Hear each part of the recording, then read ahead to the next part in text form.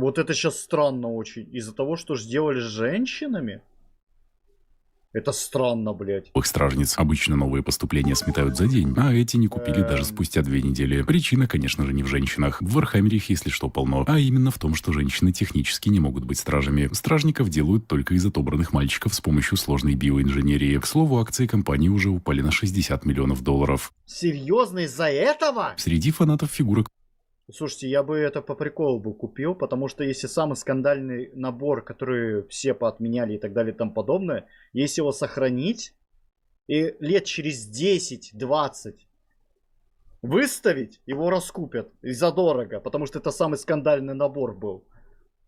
Великолепный план, Уолтер. Просто, если я правильно понял. Надежный, как швейцарские часы.